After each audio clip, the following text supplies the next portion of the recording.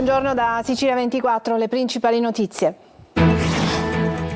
Presentata all'Ars la mozione di sfiducia delle opposizioni al governo Schifani, ma è polemica con Cateno De Luca che non aderisce.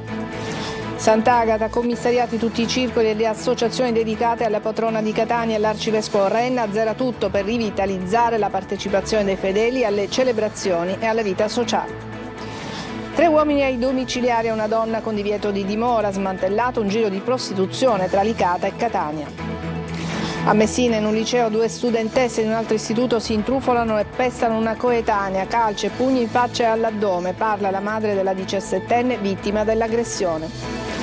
A Palermo esplode la violenza, dalla rissa con accoltellamento in via La Lumia alla rapina e aggressione a Ballarone nei confronti di uno studente universitario. A Tremestieri Etneo nel Catanese riapre la scuola sulla Faglia. I piccoli alunni ritornano in classe tra la paura dei genitori dopo le ultime scosse di terremoto. Calcio, il Catania prepara la partita contro il Latina di domenica al Massimino. Obiettivo tornare alla vittoria. Toscano deve far fronte anche alla squalifica di Quaini.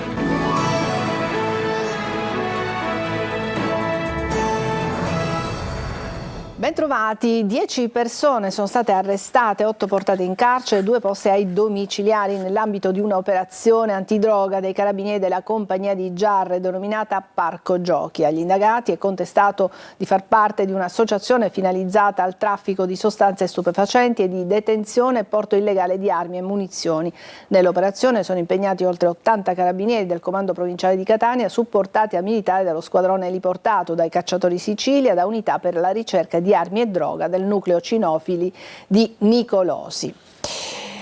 E un borsone con all'interno 5 fucili, alcuni con matricola, brase, a canne mozze e altri risultati rubati, è stato sequestrato alla polizia nel popoloso Librino di Catania. Era in possesso di un 28enne che alla vista degli agenti della squadra mobile ha tentato la fuga a piedi, ma è stato bloccato e arrestato. L'indagato è stato condotto in carcere. Indagini sono in corso per identificare un giovane che era con lui sotto i portici di un edificio di Viale Moncada prima di darsi alla fuga. E adesso passiamo alla politica. È stata presentata all'Ars la mozione di sfiducia delle opposizioni al governo Schifani. La polemica scatta non con la maggioranza, piuttosto con Cateno De Luca. Sentiamo.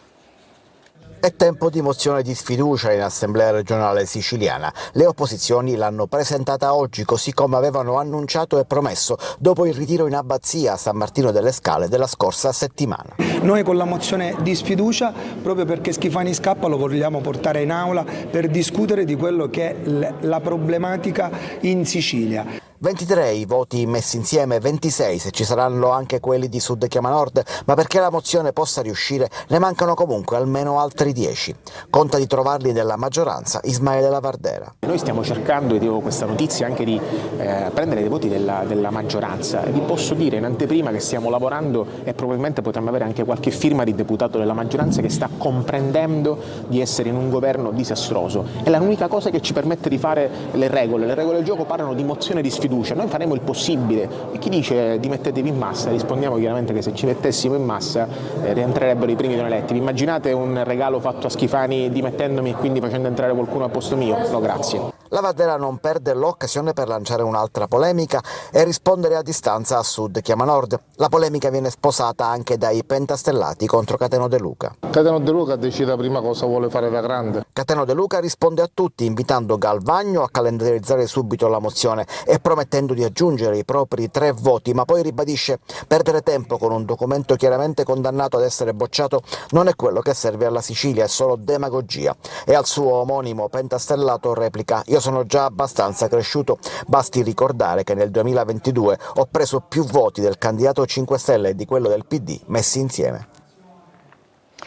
La Corte di Cassazione ha confermato la condanna a 12 anni di carcere per l'ex deputato Paolo Ruggirello, accusato di concorso esterno in associazione mafiosa. Ruggirello dovrà scontare la pena in carcere. E adesso andiamo a Catania, novità nella festa di Sant'Agata, commissariati i circoli e le associazioni agatine. Nessuna sfiducia, spiega l'arcivescovo in una lettera, è solo il desiderio di ricominciare. Ci saranno soci di devozione e soci effettivi. Lorena Dolci. È una novità importante, circoli e associazioni agatine azzerate. Con una lettera datata 1 novembre, l'arcivescovo di Catania, Monsignor Renna, ha deciso il commissariamento del sistema sociale che ruota attorno alla festa della patrona di Catania.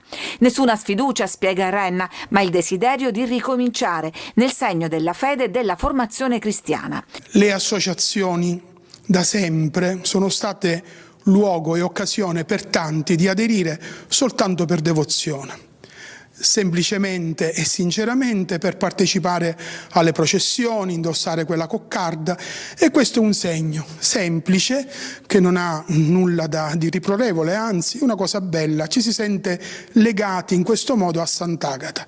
E questi sono tutti soci. La differenza tra soci di devozione e soci effettivi è semplicemente questo: dare la possibilità che il governo di queste associazioni appartenga a quanti davvero l'associazione la vivano. Ci sarà anche un registro delle presenze. I soci effettivi sono tenuti a partecipare alle iniziative in modo continuativo. A loro sarà consentito un massimo di 3 assenze. Un nuovo inizio per marcare in maniera radicale la differenza tra chi il sacco lo indossa una volta l'anno e chi testimonia giorno dopo giorno la fede a Sant'Agata. Un uomo di 76 anni è stato trasportato nella notte al pronto soccorso dell'ospedale Sant'Elia di Caltanissetta dopo che si è sparato accidentalmente ad una gamba. Il 76enne di Barrafranca, in provincia di Enna, ha raccontato che, non riuscendo a prendere sonno, si era messo a pulire il fucile quando accidentalmente è partito un colpo e si è ferito appunto ad una gamba. 3 uomini ai domiciliari e una donna con divieto di dimora. Smantellato un giro di prostituzione tra Licata e Catania. I 4 avrebbero sfruttato donne straniere. Indagine dei carabinieri. A Licata 3 uomini sono finiti ai domiciliari. Avrebbero favorito e sfruttato la prostituzione di più donne extracomunitarie. In cambio soldi. Le vittime pagavano per usare 3 appartamenti, immobili già sequestrati nel blitz del 22 ottobre dal GIP di Agrigento. Coinvolta anche una donna dominicana residente a Catania. Per lei scatta il divieto di dimora in 6 comuni tra le province di Agrigento, Caltanissetta e Catania. Le ordinanze sono state eseguite dai carabinieri di Licata con il supporto dei colleghi della compagnia di Piazza Dante di Catania. I 4 sono indiziati di favoreggiamento e sfruttamento della prostituzione ai danni di donne straniere. L'indagine parte nell'ottobre 2024. Un lavoro lungo, intercettazioni telefoniche, telecamere, osservazioni sul campo, pedinamenti. I militari hanno consultato anche siti di annunci per incontri.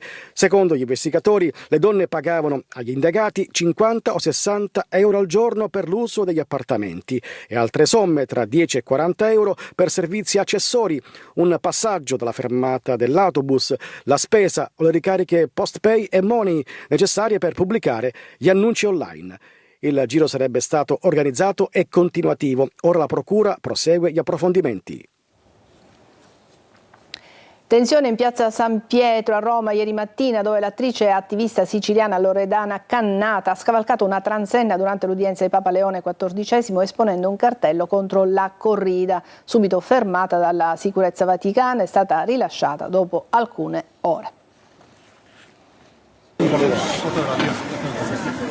Dopo aver saltato la transenna con indosso una maglietta con la scritta "La corrida è peccato" e impugnando un cartello con il messaggio "Papa Leone, aiutaci ad abolire la corrida", l'attrice e attivista di origini iblee Loredana Cannata è stata arrestata questa mattina in Vaticano.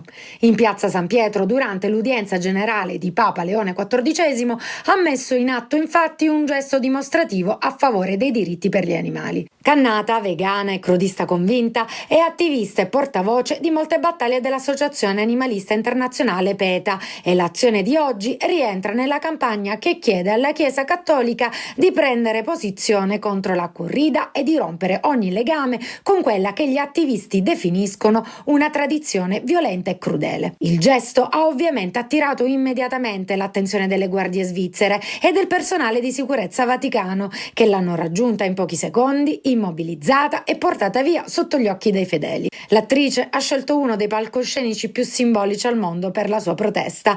In Spagna e in diversi paesi dell'America Latina accade infatti che esponenti del clero vengano chiamati a benedire feste o eventi in cui gli animali subiscono maltrattamenti. La corrida è l'esempio più emblematico. Dopo qualche ora, Cannata è stata rilasciata, ha fatto sapere sul suo profilo Facebook, aggiungendo di essere stata bandita a vita dal Vaticano.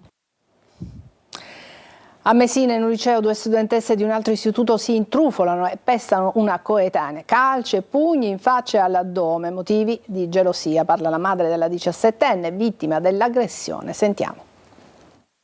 Un'aggressione pianificata in ogni minimo dettaglio, quella avvenuta ieri mattina al liceo Basile di Messina. Vittima una studentessa di 17 anni. La sua colpa, quella di frequentare un compagno di classe, sarebbe stata quindi la gelosia a scatenare la furia di una coetanea, sua ex compagna di classe sino allo scorso anno, che adesso frequenta un altro liceo cittadino, ex fidanzatina dello stesso giovane. Insieme ad un'amica si sarebbe intrufolata all'interno della scuola grazie al cancello aperto per il pulmino dei disabili. Secondo quanto ricostruito sinora, fino a questa mattina, le ragazze avrebbero sfruttato questo ingresso alla palestra da questo padiglione, ma tutto è stato ripreso. Qui vedete le telecamere di videosorveglianza. Con un escamotage, la convocazione da parte di una professoressa, la giovane è stata attirata nei bagni della palestra e lì calci e pugni in faccia e all'addome. Parla la madre Maria. Hanno iniziato in due, ad alzare mani, di che poi una si è fermata e l'altra ha iniziato a riprenderla.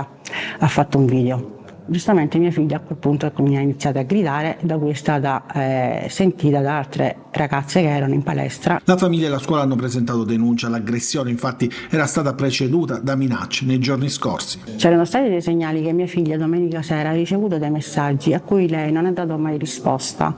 E in quel mente diceva questa ragazza che le feriva male, che tu lo sai cosa sono capace io di farti, tutti insulti a mia figlia e tutto qua. Oggi è tornata in classe, comunque alla ricerca di una normalità, ma scossa, così come tutta la comunità scolastica. E a Palermo riesplode la violenza, rissa con accoltellamenti in via La Lumia. A Ballarò invece uno studente universitario è stato rapinato e colpito con pugni in faccia. Ancora violenza, ancora feriti a Palermo, questa volta è via La Lumia ad essere teatro di scontro. Prima gli insulti e gli spintoni, poi i calci e i pugni, improvvisamente salta fuori un coltello e di almeno 2 feriti il bilancio di una rissa avvenuta di notte. Ad avere la peggio sono stati un 42enne che ha riportato un brutto taglio a un braccio e un altro uomo che però barcollante e sanguinante si è allontanato prima che arrivasse la polizia. In questo video amatoriale un uomo viene soccorso, ancora sanguinante. Secondo quanto ricostruito sinora, la situazione sarebbe degenerata in una manciata di secondi. 2 uomini avrebbero avuto una accesa discussione in cui poco dopo sarebbero stati coinvolti gli altri. Nella colluttazione un uomo avrebbe estratto l'arma ferendo al braccio destro il 42enne, poi soccorso dai sanitari del 118 e portato a Villa Sofia, dove al termine delle prime cure i medici lo hanno dimesso con una prognosi di 15 giorni. Via Isidoro La Lumia non rientra nel perimetro delle zone rosse istituite dal prefetto. Qualcuno ha deciso, o forse un gruppo di gente, di persone, che non vogliono occuparsi di questo problema perché fa comodo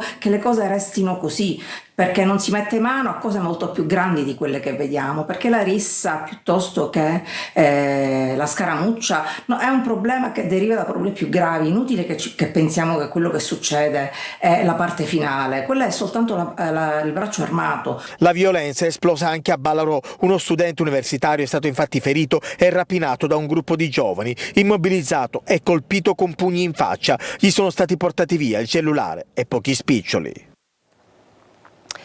Impennata preoccupante nel trapanese di reati da codice rosso, cioè quelli legati alla violenza sulle donne. La Procura di Trapani è in affanno nella gestione di tante denunce a causa della carenza di organico.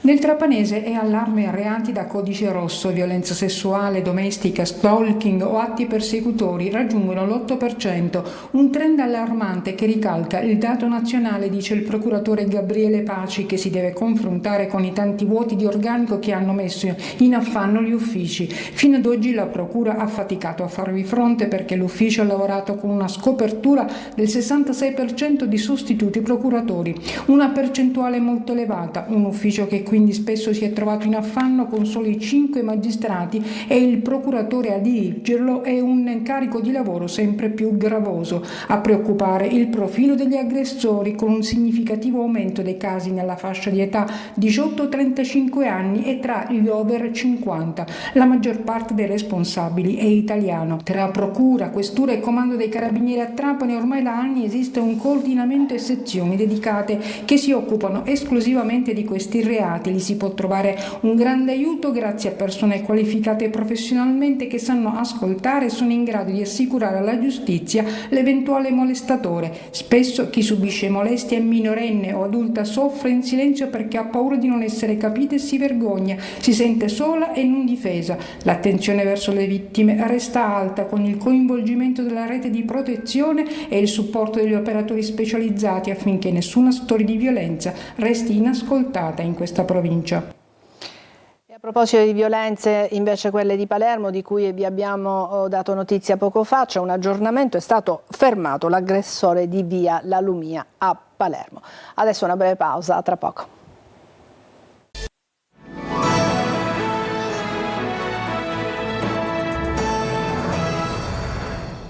A Tremestieri Etneo nel Catanese c'è grande apprensione, ma lezioni regolari alla Teresa di Calcutta, nota come la scuola della faglia. Si riaccende il dibattito sulla sicurezza. In mattinato ci sarà un incontro al comune tra genitori e commissari prefettizi. Tonino De Mano. Lezioni regolari ma tante assenze nelle classi del circolo didattico Teresa di Calcutta, tristemente conosciuta come la scuola della faglia. Le recenti scosse registrate a Tremestieri hanno riaperto il dibattito sulla decisione di realizzare il plesso scolastico in una zona ad alto rischio sismico. Le crepe sul parcheggio di via Guglielmino sono evidenti, così come i danni riportati nella piazzetta a ridosso di via Etnea. Partiamo dall'attualità, ovvero dalla scuola che alle 8 ha riaperto regolarmente i battenti. Non riteniamo che la scuola sia in pericolo. Mi sento di dire di ritornare a scuola e di far riprendere la vita normale ai bambini. Scuola sicura? Assolutamente no. Per l'ingegnere Gianfranco Caudullo, autore di un esposto in procura, fu lui il primo a tentare di bloccare la costruzione della scuola poi inaugurata nel 2010. Adesso questo terremoto di pochi giorni fa sottolinea in maniera ormai incontrovertibile che tutti i miei gridi di allarme erano motivati. Oggi mi si dice questa scuola è costata 6 milioni di euro, come facciamo? E allora determiniamo il valore della vita di un bambino. A rassicurare tutti ci pensa il direttore della Protezione Civile regionale Salvo Cocina. Non ci sono attualmente pregiudizi per la pubblica incolumità, resta da porre una forte attenzione dovuto al fatto che si tratta, come tutta la Sicilia, di un'area, Sicilia orientale, un'area fortemente sismica, e questa è la fattispecie, un'area più fragile dovuta appunto alla fratturazione del territorio. Dietro il cancello a fare lezione ci sono loro, gli alunni della Teresa di Calcutta, che lunedì poco dopo le 13 sono scappati in fretta e furia per una evacuazione che non era una prova. Tutto era vero, a testimoniarlo le fratture nel piazzale e la paura di genitori e nonni.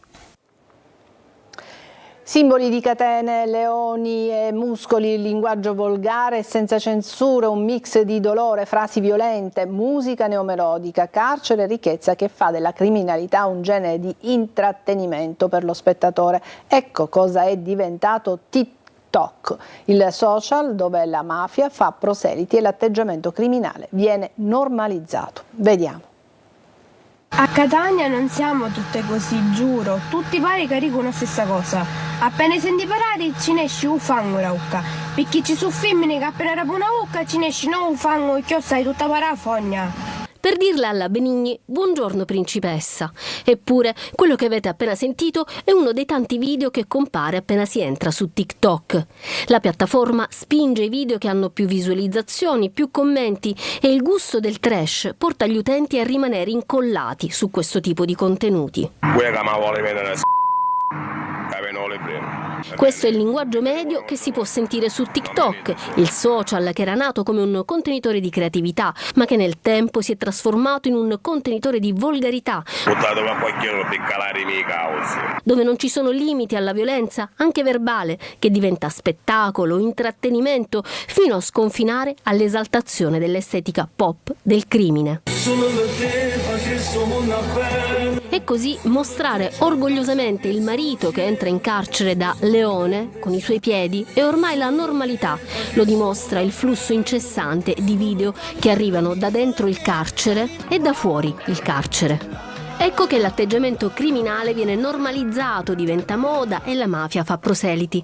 Sempre scorrendo TikTok ci sono mogli di detenuti che dispensano consigli, donne a cui viene tolto il braccialetto elettronico, giovani eredi che ostentano marchi di lusso, messaggi di solidarietà in attesa della libertà, anzi della presta libertà, la si augura così. Un mix di dolore, frasi violente, musica neomelodica, spettacolo, carcere e ricchezza che fa della criminalità un genere di intrattenimento per lo spettatore.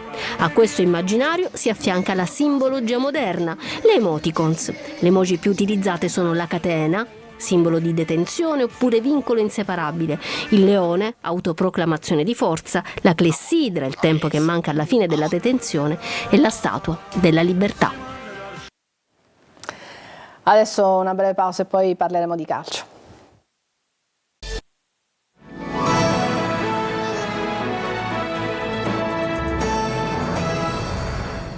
Eccoci al calcio, il Catania prepara la partita contro il Latina di domenica al Massimino con l'obiettivo di tornare alla vittoria.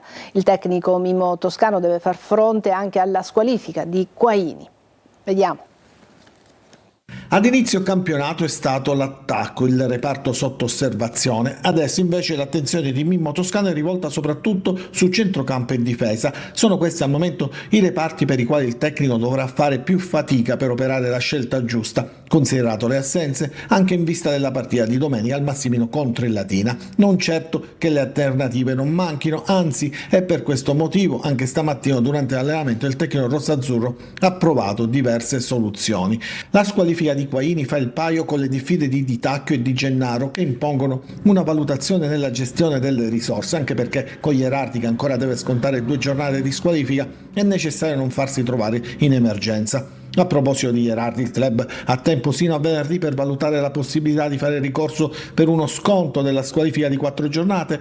Si stanno valutando tutti gli aspetti, ma al momento bisogna considerare che Gherardi contro il Latina intanto non ci sarà. C'è Raimo in fase di convalescenza, ma parlare oggi di un suo possibile recupero in vista della partita di domenica è quantomeno prematuro. Si lavora quindi giorno per giorno, puntando anche sulla motivazione di volersi riprendere il primo posto e farlo nel più breve tempo possibile, ritornando alla vittoria, magari già dalla gara contro il Latina.